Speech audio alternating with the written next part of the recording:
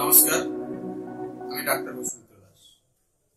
আজকে টপিকে আলোচনা করব শিশুদের যক্ষা যক্ষা রোগ, অর্থাৎ ইংরেজি বলা হয় টিউবারকুলোসিস, এটাকে বলা হয় টিবি।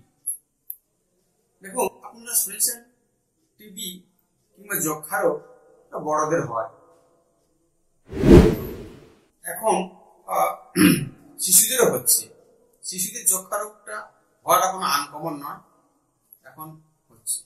যক্ষা রোগটা সাধারণত আমরা দেখি ফুসফুস সংক্রান্ত রোগ, কিন্তু নয়, শুধু ফুসফুস নয়, এটা শরীরের বিভিন্ন জায়গা থেকে যক্ষা হতে পারে। ব্রেনে যদি যক্ষা হয়, সেটা মেনিনজাইটিস দিয়ে তার প্রথম শুরু হবে। মেরুদণ্ডে যক্ষা হতে পারে, পেটের মধ্যে হতে পারে, কিডনিতে হতে পারে, লিভারে হতে পারে, বিভিন্ন অঙ্গ প্রত্যঙ্গে বা হতে পারে। এবার বলবো শিশুদের যক্ষা এটা কেন হয়, কি থেকে হয়, এবং বুঝবেন কি করে যে শিশু যক্ষা রোগে আক্রান্ত বা ভুগছে। দেখুন, যক্ষা মাইক্রোব্যাকটেরিয়াম একটা ভাইরাসে আক্রান্ত বা শরীরের মধ্যে প্রবেশ করলে, জীবাণু দ্বারা আক্রান্ত হলে তখনই যক্ষাতে প্রবেশ করে বা আক্রান্ত হয় এই জীবাণু সংক্রমণের ফলে। এর যে লক্ষণগুলো আছে, কয়েকটা লক্ষণ বাচ্চা যে কোনো বয়সে হতে পারে। প্রথম লক্ষণ হবে মেজাজ খিটখিটে, কাশি 2 সপ্তাহেরও বেশি কাশি থাকবে, কমবে না। তার সাথে জ্বর, মাথা ব্যথা এগুলো থাকবে। খিদা কমে যাওয়া, ওজন কমে যাওয়া এগুলো থাকবে। তার সঙ্গে অন্যান্য সমস্যাগুলো থাকবে। ওজনটা ধীরে ধীরে ধীরে ধীরে কমে যাবে, এটাই হচ্ছে প্রথম লক্ষণ। খিদা কমে যাবে। অনেক সময় হয় কি, বাচ্চা সামান্য কোনো কারণে অসুস্থ হলে খিদা কমে যায়, আবার স্বাভাবিক হয়ে যায়। এই যক্ষা রোগ হলে খিদাটা কমতে থাকবে, ওই বাড়বে না। ওজনটা কমতে থাকবে, ওই বাড়বে না।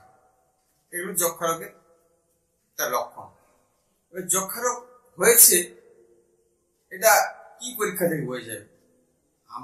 বাড়িতে এই লক্ষণগুলো যখন দেখবেন যক্ষা হয়েছে, এই ভেবেই তো থাকা যাবে না, ডাক্তারের কাছে নিয়ে যেতে হবে।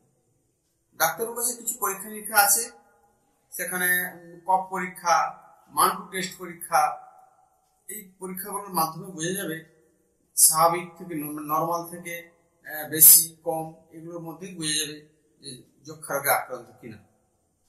এবার বলবো, অনেকেই বিশেষ করে বাড়িতে যে করণীয়, সেটা হচ্ছে মোস্ট গুরুত্বপূর্ণ একটা জিনিস। যে যক্ষা হলে দেখবেন বাড়িতে সেই ব্যক্তিকে একটু আলাদা করে দেখে, বা আলাদা তাকে খাওয়ান, তার খাওয়ার জায়গাটা, তার শোয়ার জায়গাটা, তার বসে থাকার জায়গাটাকে একটু আলাদা করে দেয়। আমি বলবো এটা বড় মানুষের ক্ষেত্রে হলো, ছোট বাচ্চাকে কিভাবে আলাদা করবেন? তাকে কিন্তু আলাদা করতে পারবেন না, করা উচিত নয়। দেখুন, রোগীকে আলাদা করার থেকে আপনারা যদি একটু সচেতন বা সাবধানতা অবলম্বন করেন, সেখানে মনে করি একটা বেটার হবে। সেটা কেমন? তাকে আলাদা কেন খাওয়াবেন, আলাদা জায়গায় কেন শোয়াবেন? তার সাবধানতা দৈনন্দিন, একটু বড় বাচ্চা যদি হয়, তার হাঁচি, তার কাশি, সেটা তাকে যদি সাবধান, তাকে যদি মাস্ক পরিয়ে রাখা হয়, কিংবা তার যখন হাঁচি হবে সেটাকে রুমাল দিয়ে যদি মুছিয়ে ফেলা হয়, সেটাকে, এই যে সাবধানতা অবলম্বন।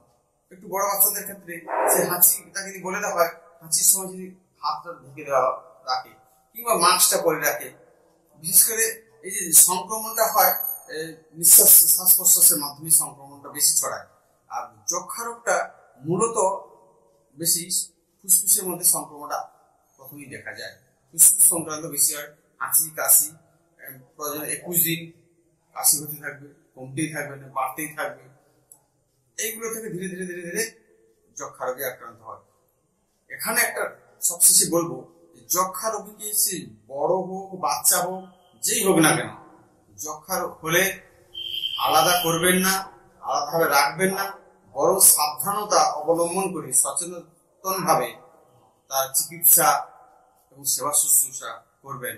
এইভাবে করতে থাকলে আশা করি ধীরে ধীরে ধীরে ধীরে যক্ষা রোগী সেরে উঠবে এবং আপনারা সেটাকে সারিয়ে তুলতে পারবেন এবং সাবধানতার সঙ্গে। এই পর্যন্ত।